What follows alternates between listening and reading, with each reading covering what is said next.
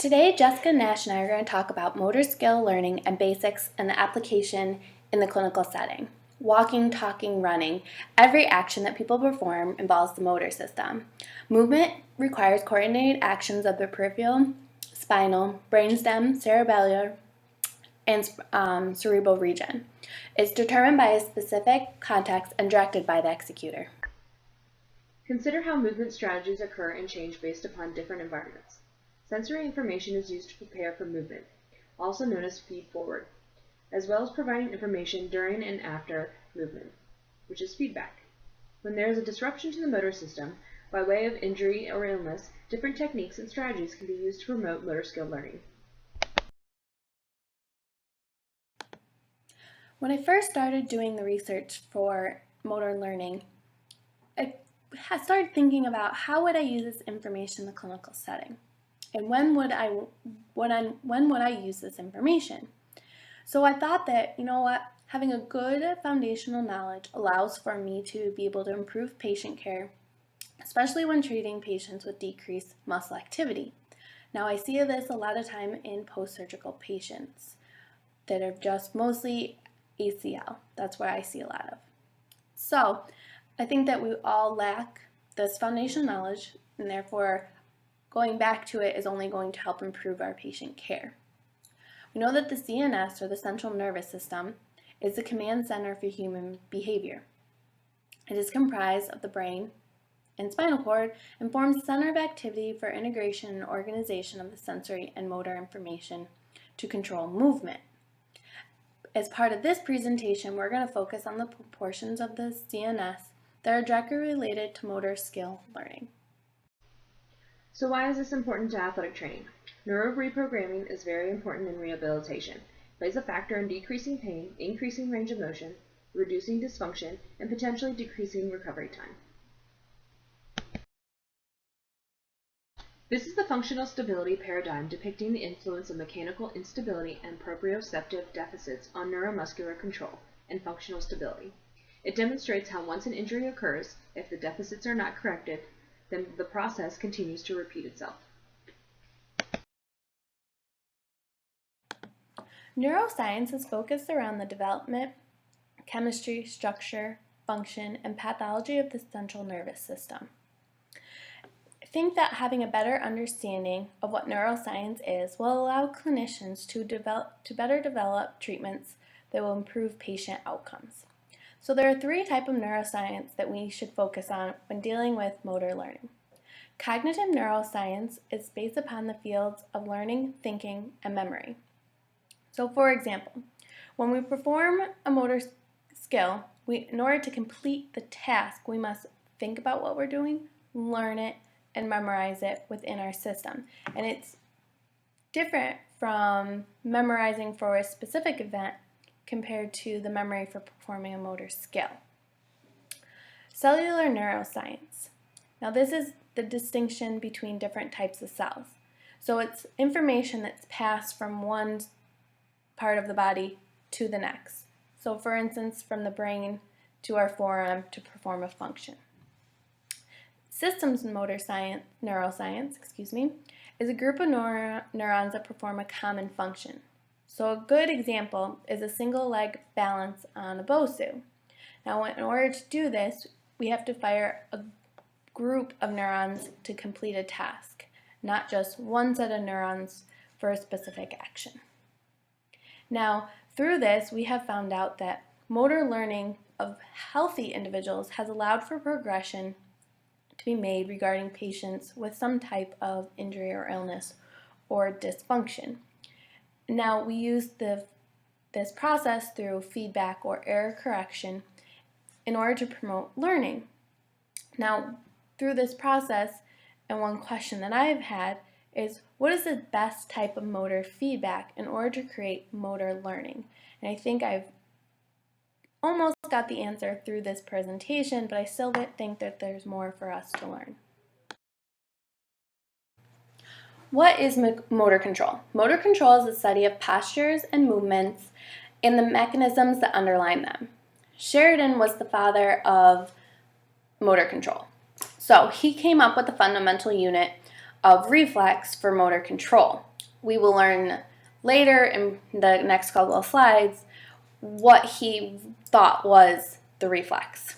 So the basis of this theory states that a physical event that occurs in the environment serves as a stimulus for the action, triggering a chain of individual reflex circuits that were responsible for producing a response, also known as a movement. To test his idea, Sheridan severed the spinal cord of animals right below the brain. This simplified the nervous system and isolated the mechanisms of the spinal cord and allowed Sheridan to focus on what he thought was the reflex. This led to further research to be studied on the reflex model and further insight, which we'll see through the progression of these theories, how it kind of changed over time with research. So right after that, a bunch of psychologists, known as behavioralists, focused their attention towards movement patterns and motor skills as a connection in a chain of behaviors for individual movements. They started to question the theory when discussing involuntary movements that did not require a stimulus to occur, while observing human subjects that have sensory damage. They were still able to execute different movement patterns. So it disproved the open loop control or reflex theory by Sheridan. In the 1850s, Jackson developed the hierarchy theory. Now these theories are based upon the idea that higher cortical centers are in control of lower cortical centers in order for movement to occur. Jackson believed that information is processed from a unidirectional standpoint from a higher level to a lower level, and that these sets of movements can occur with or without a generalized sensory feedback. In 1968, Keel came up with a working definition for motor programs. Motor programs are a set of commands that start at the highest level and are conveyed down to the lowest level in order for movement to occur. Schmidt took these ideas in 1970s, and created the Generalized Motor Program concept, or GMP. GMP is much broader and more abstract compared to motor programs. In order for a large number of similar movements to occur with a smaller number of programs that need to be stored in the memory. So it's easier for us to, in his theory, to allow for movement to occur based upon that we had smaller commands to remember, therefore we can store more and create more sophisticated movement patterns. Now, the ideas of the dynamic system theory can be traced back to Bernstein in 1967, but it has been continually be studied through the 70s, 80s, and 90s, and in the 90s, the working definition of a dynamic system theory was produced. Now, it is thought that a dynamic system theory allows for the environment to be an important part of the information required for action and how movement actually is produced. Now, the planning does not involve extensive cognitive processing due to the immediate environmental stimulus. Now, this can also be traced back to Sheridan's idea of the reflex system. Environmental stimulus produces a response.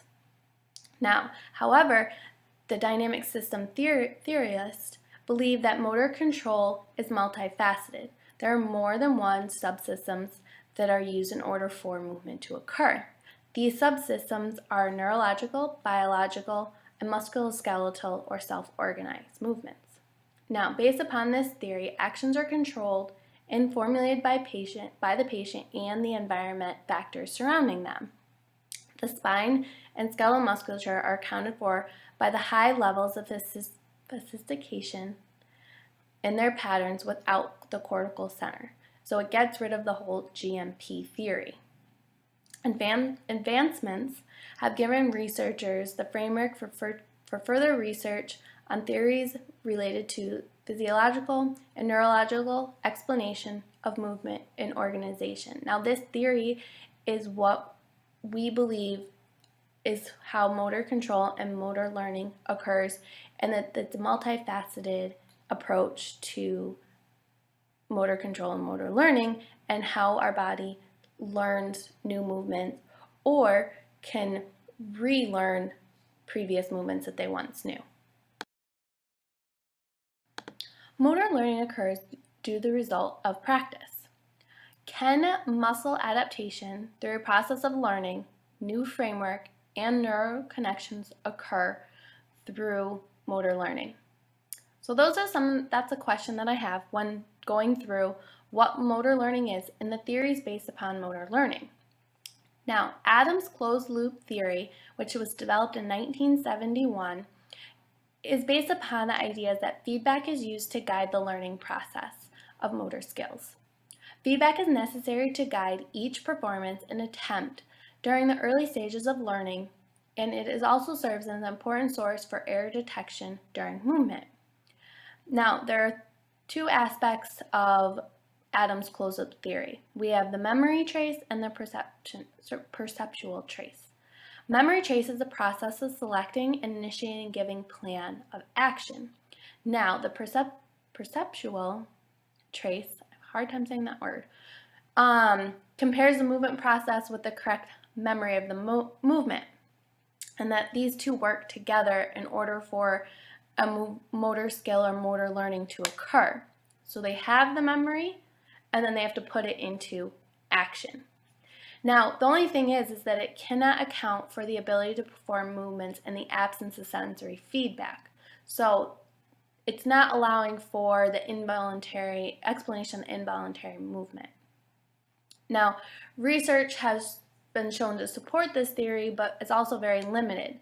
And it shows that slower movements have a positive outcome compared to those that are faster or reoccurring with certain tasks. Now, Schmidt came up with a theory in 1975 called the scheme theory. Now, we talked about Schmidt in the last slide when talking about the GMP. So he came up with the GMP, but he also has the scheme theory to talk about motor learning. Now, he discovered two theoretical problems with Adams' theory, and that the human brain can only store so much information related to movement. So we don't have a lot of room in there. Therefore, he has the recall theory or scheme and the response recognition scheme. Now, recall produces a movement by being responsible for the selection of the parameter values that are specific to that particular movement. So, for instance, throwing a ball overhand versus throwing a ball underhand. Now, once the values are selected, the movement is completed through the response recognition scheme and evaluates the complete movement for the amount of and direction of errors that occur. Through this process, Schmidt hypothesized that the learner will continually practice and feedback would enhance both the recall and the response recognition scheme. So, through his theories of the GMP, he thought, okay, well, it's much more broader and abstract, therefore it could help prepare for advanced movements. And he believes that learning a skill not only is dependent on how much skill is practiced, but also the variations being practiced. So it's not one type of movement, it is variations within that movement that motor learning occurs. And these theories have yet to be disputed through other people's findings. Now, we go on to the ecological themes or perception of action, which was developed by Turvey from 1974 into 1988. Now, the ecological theory is based upon the changing relationships between the perception of the patient and the environment in which learning takes place. So everything seems to go back into the environmental factors. Now, one criticism of the ecological approach is that there is little acknowledgement of the role of the cognitive functions during learning. So how are we being able to learn, memorize, and function? So that's one misconception or problem with this theory. Now, further research needs to be completed in order to better understand how motor learning occurs, and it is unlikely, like we talked about in the last slide, that there is one theory or one approach to motor learning being developed. Novice learners rely more heavily on sensory feedback compared to someone that is not a novice or is an expert in an area, well, they will need less sensory feedback or no sensory feedback in order to produce a movement. For example, a pianist, they're able to complete a whole song without looking at the keys or looking at music because they are high-level learners. Motor control theories provide a foundation on which practitioners can base tasks and responsibilities on. I found this illustration in the McGill textbook on motor learning. I think it's a great representation that allows practitioners to connect theory and practice by indicating some of the applications that will enhance a practitioner's knowledge about the variables and influence motor control performance has on the patient. Knowledge about motor control mechanisms help underlie human movement, and the environmental variables that affect it will allow clinicians to develop more appropriate assessments and intervention strategies when dealing with patients with motor control dysfunction.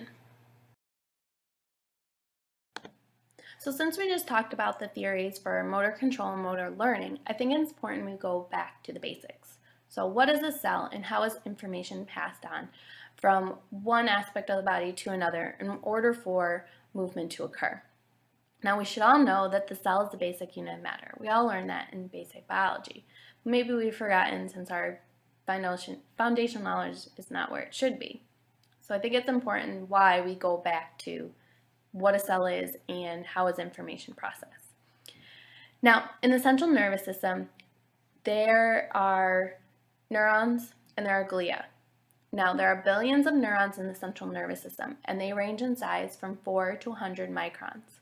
And what they do is they send and receive information throughout the central nervous system.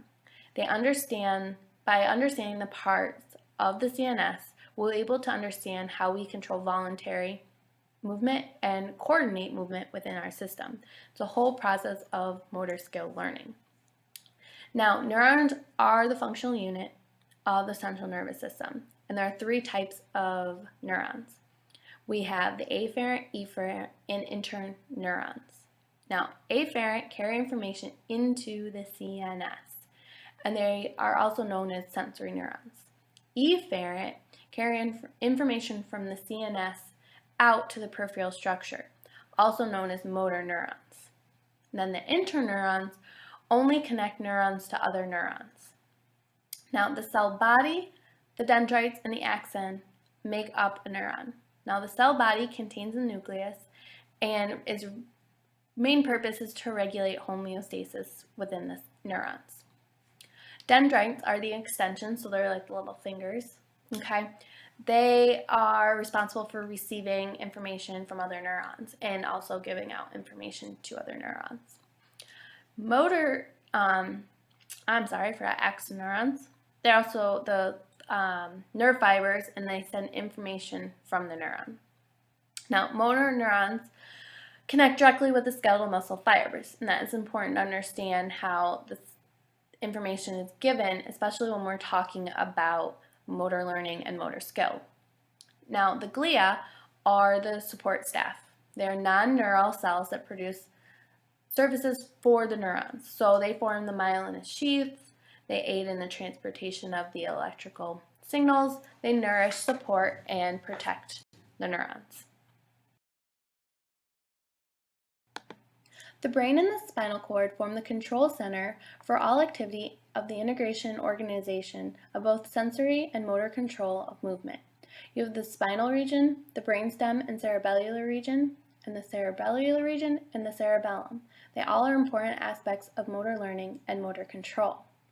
The spinal cord is a complex unit that is involved in all systems and is crucial to proper motor control. The cerebrum is the home for both sensory and motor cortexes that relay information for the signaling of movement to occur. The cerebellum allows for smooth and accurate movement as well as the ability to learn new motor skills. Injury or illness to the cerebrum or cerebellum could result in altered movement patterns. In this slide, we wanted to give a visual representation of the areas of the brain we are referring to that may be unfamiliar to us, in particular the striatum, which works to route movement pathways. The central nervous system contains the autonomic system and the somatic motor system. The autonomic system is a bidirectional communication that connects the brain to smooth muscle, cardiac muscle, and gland cells. For the purpose of this presentation, we're going to focus on the somatic motor system. Now, the somatic motor system relays information from the brain to skeletal muscles. Motor learning reorganizes the neural properties back to the patient's normal form, resulting in reducing pain in the sensory motor system following injury. Okay, so motor unit. We actually started talking about our motor unit when we were talking about Sheridan's theory on the reflex. Now, the reflex is actually a motor unit. A motor unit is comprised of the motor neuron and the muscle fibers that it innervates. A muscle fiber innervates one motor neuron. Okay, it's based on similar mechanical properties, as well as the recruitment depends on the task. So if we want to give a thumbs up, okay, we're going to recruit fibers that allow for this movement. Now, the eye has fewer than 100 muscle fibers in a motor unit compared to a lower extremity muscle that has up to 1,000 muscle fibers in its motor unit. It just depends on how many muscle fibers needed to be recruited for one function. Now, this action is very simple, requires fewer muscle fibers to make this action, whereas something a bigger muscle requires more. Now, the all or nothing response is stating that it is impossible to voluntarily activate only part or some of the muscle fibers. You must recruit all the muscle fibers for an action to occur. Now, when a muscle produces force, okay, through a contraction, in order to create more force, more motor units need to be recruited. In this response to a neurotransmitter, acetylcholine is released by the motor nerves at the neuromuscular junction. Now, if there's damage to these receptors, then we're going to have impairment, dysfunction, and weakness in that muscle. Okay, so we see that with injury that we have impairment or weakness because of damage to these neuromuscular receptors. Now, we can help activate single motor units through different types of feedback. It could be visual or auditory commands. Muscle spindles are the proprioceptors in most skeletal muscles. They react to change in muscle length and velocity. So they serve as a feedback system in the control of voluntary movement. The feedback from the muscle spindle fibers can also assist the central nervous system in movement planning. Now, there are two types of muscle spindles. We have the extrafusal and the intrafusal. Now, the extrafusal make up a large majority of skeletal muscles. We consider them the motor units. Now, the intrafusal attach to the extrafusal fibers and act like a rubber band. They're more considered sensory organs. Now, the Golgi tendon organs, or GTO, are sensory receptors. They change to muscle tension and force, but they're poor indicators of the change in muscle length. They leave that up to the muscle spindles. They are also considered proprioceptors, and they are moderated by the brain. Now, they can cause an inhibition of the contracting muscles and can stimulate the motor neurons in the antagonist muscle. Now, when we are trying to rehab an ACL patient with VMO, one thing that we need to do in order to increase the contraction of the VMO is we have to not allow the contraction of the antagonist muscle, the hamstrings. So we have to use different types of tools in order to not allow for this activation of the antagonist muscle, so we get a pure form of the VMO contraction. Now, joint receptors are also the sensory endings, proprioceptors, and they detect change in the muscle joint. Now, all three of these things work together. Now, for example, the alpha motor neurons and the gamma motor neurons are activated. So, the alpha motor neurons are what start the muscle contraction. Now, if there is no resistance, then both the extrafusal and the interfusal muscle fibers contract at the same rate and at the same time, sending little information from the muscle spindles. Now, if resistance is applied, then the extrafusal muscle fibers are halted, but intrafusal continue to contract as told by the gamma motor neurons. Then the sensory information from the intrafusal fibers go to the spinal cord. This is where the synapse onto the alpha motor neuron occurs, which will increase muscle contraction. Okay, so we just talked about the different parts of the motor unit. So we have the muscle spindle organ, the Golgi tendon organ, and the joint receptors. So we know what they do, but this is how they're all put together. Okay, so you can see in the skeletal muscle, we have the muscle spindle organ, which is in the center. Okay, in the muscle spindle, or as we just talked about, are the extrafusal fibers. Okay, and the Golgi tendon organ is in the end there, okay, and we know that it detects tension, but it's a poor detector of length or overstretching. So all this is connected back to the central nervous system, and it goes, so you can see how it goes in and out of the muscle spindle and back and forth and relays information based upon length, velocity, tension within a muscle. Motor units are activated either by no feedback or feedback. Now, motor units are recruited by their assigned order when no feedback is given. Now, it's based upon a size principle. The smallest to largest muscle fibers are recruited first based on size.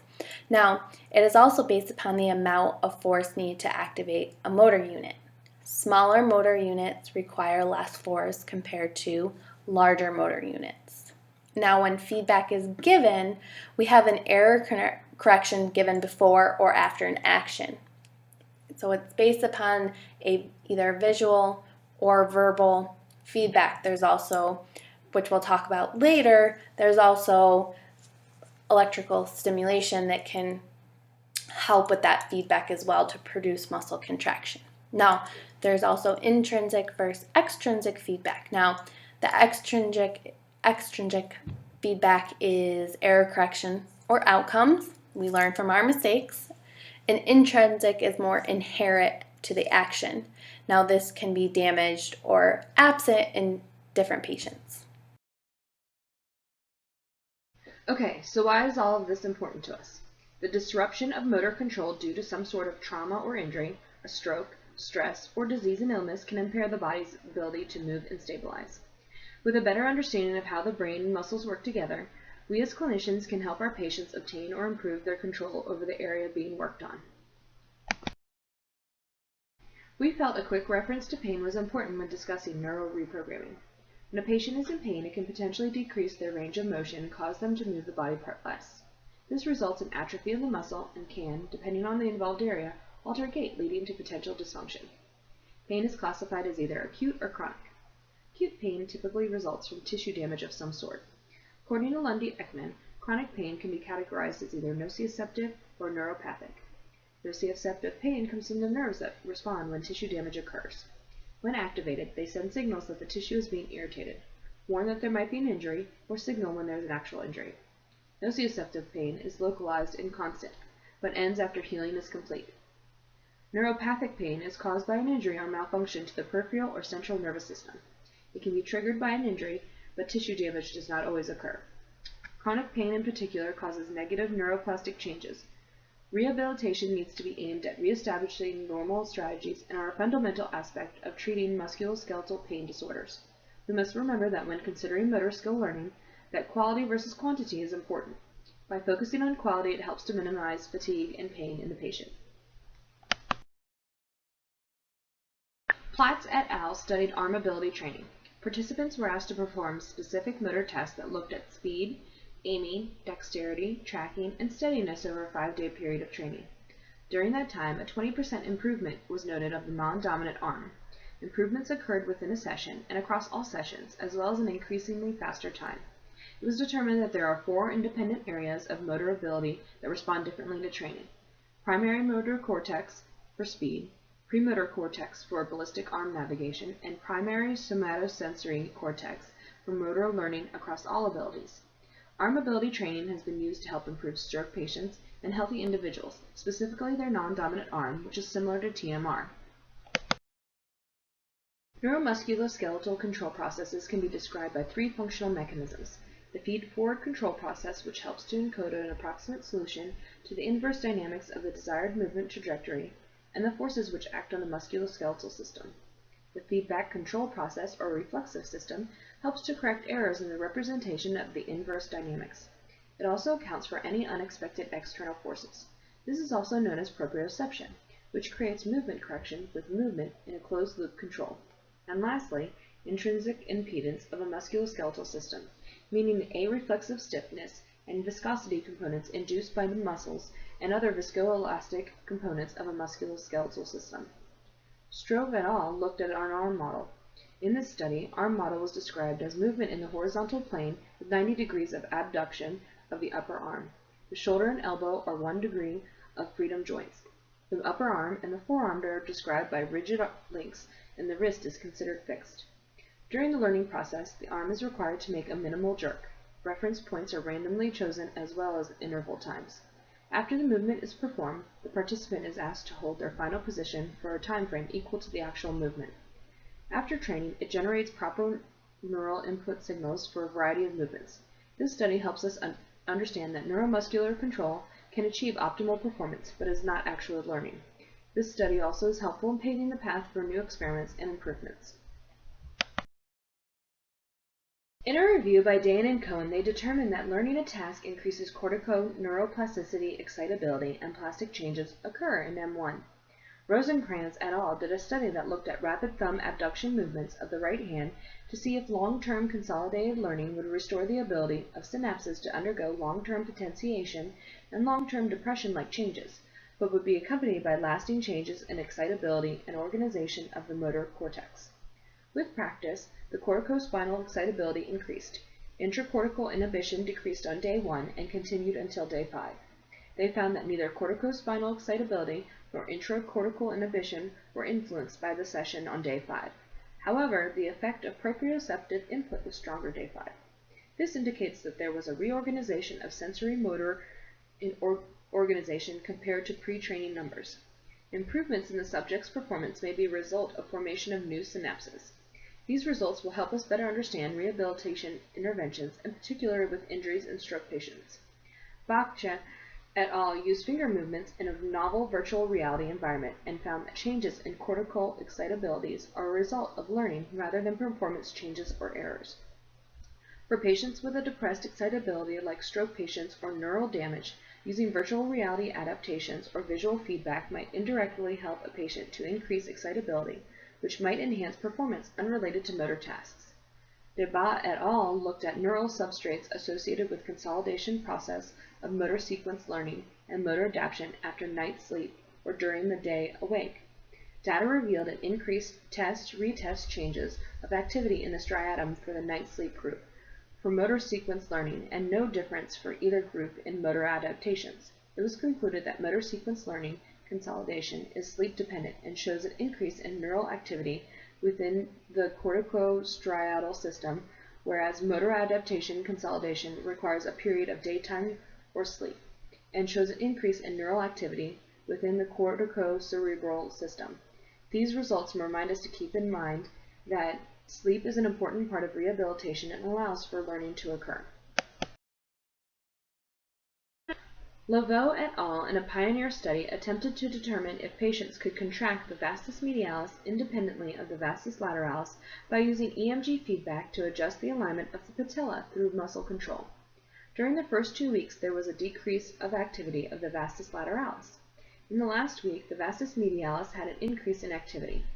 The results were inconclusive if you can specifically train the vastus medialis, but it does support the idea that the vastus medialis can be trained to contract independently of the vastus lateralis. If we are able to train the vastus medialis independently, then the alignment of the patella could be adjusted by muscle control, resulting in decreased pain.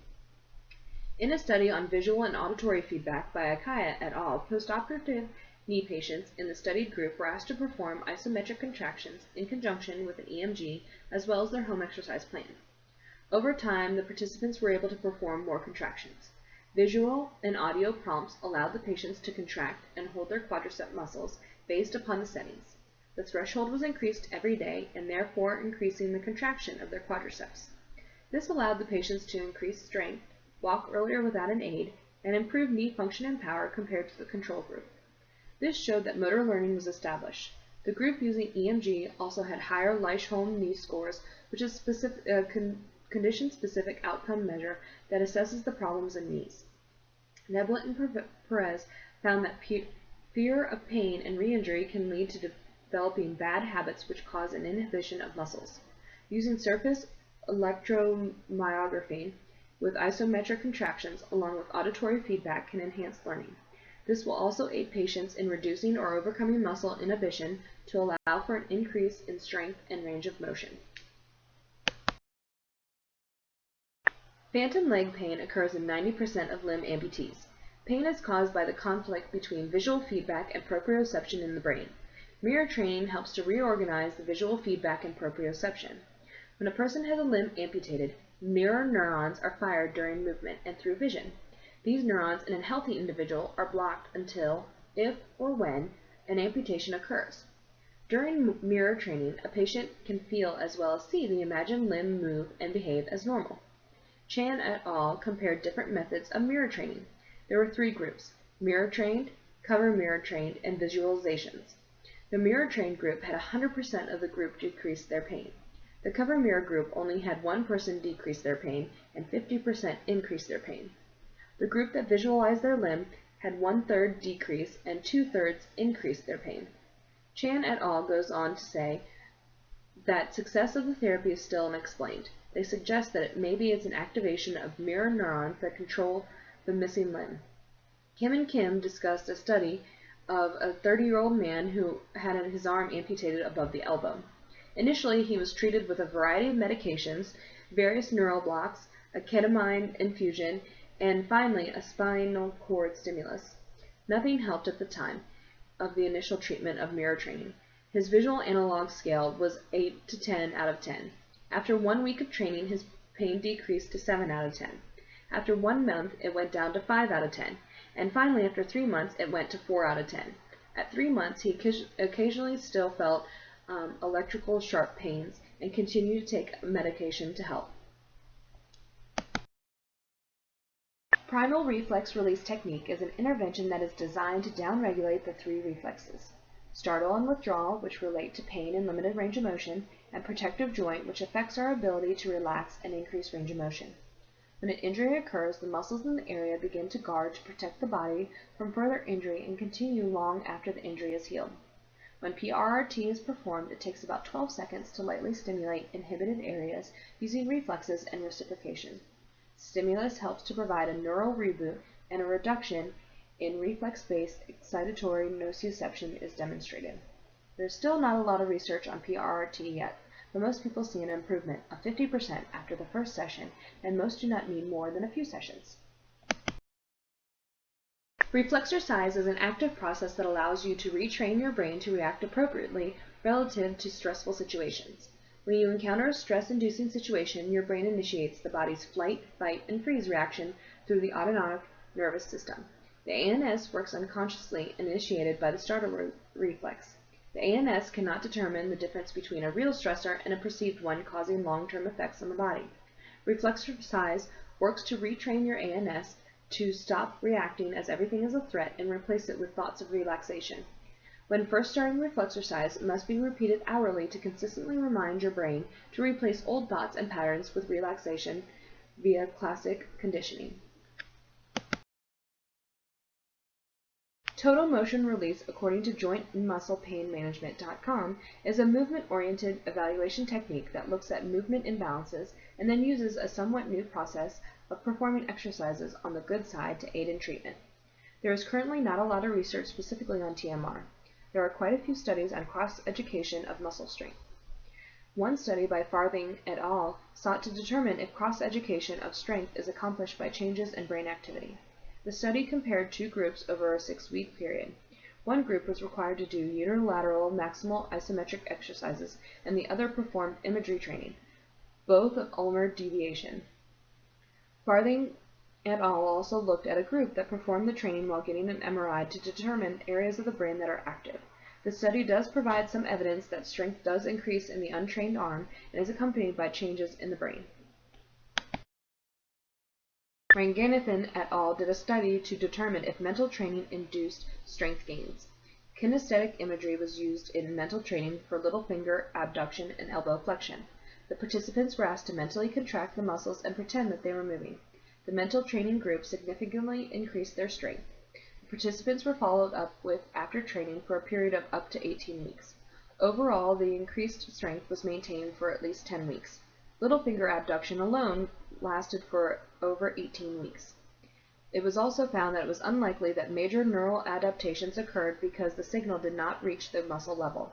The study does suggest, though, that mental training-induced neural adaptations have a long-lasting effect. Mental training-induced enhancement occurs in central command to the muscle. The mental reps enabled the brain to generate stronger signals to the muscle. A stronger central command can recruit inactive motor units and drive active units to work at higher levels of intensity, which increases force. Mental training could be used to maintain and enhance the neural signal to maintain and increase muscle strength in patients. Throughout the research for motor learning and motor control theories, I've had many questions that have come up in how to better improve my clinical practice. So my first one, what techniques are most effective in reducing post-surgical atrophy? I see this a lot with my ACL patients, and I kind of wonder what kind of treatment we do before can help them post-surgically and improve their rehabilitation, as well as comfort during their rehabilitation. Number 2, what is the most effective model in reducing pain and fear of re-injury while optimizing muscle re-education? I think this is a big one. Possibly tapping could be something that would help with their pain reduction and fear, but there's little research on that. Number 3, how effective have we been in rehabilitating ACL reconstruction patients? Are we able to not only increase strength but also power proprioception and correct motor patterns?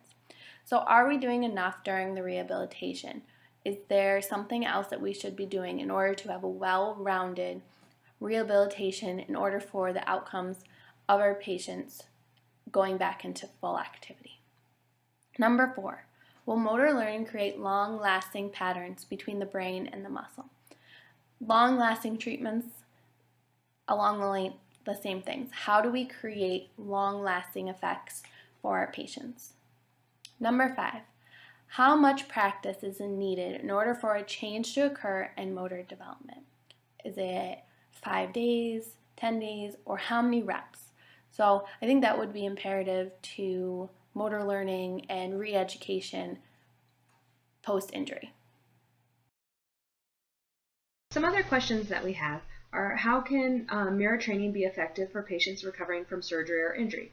Can mirror training be effective for somebody who's coming back from an ACL surgery or from an ankle sprain? Like to see just what it might do for those kinds of patients. Another question, should mental training be included in injury interventions to help speed up recovery? Should we be looking at more of a mental aspect of an injury, such as visualizations or like mental reps, that kind of thing, to help get range of motion back and get the strength back? Does length of repetitions during visualization guided brain motivation affect the outcome? A couple of the studies that we looked at, one, the visualized contraction lasted 2 seconds, and the other one lasted 5 seconds. One was effective and one wasn't, so I was just wondering if the length of it has any effect on it. Another question is unilateral training an effective method to increase strength in non-injured patients that have muscle atrophy from a pre-existing condition? So these are the patients that come to you that have been injured in the past and for whatever reason have muscle strength discrepancy between limbs, such as those who come to you who have either broken their ankle before or their leg, and one leg is, you can notice a difference. So I'm wondering if unilateral training would help them at all to help increase their strength. And then finally, if mental training and mirror training are an effective method of building strength with minimal effort, how do they compare to traditional methods of rehabilitation?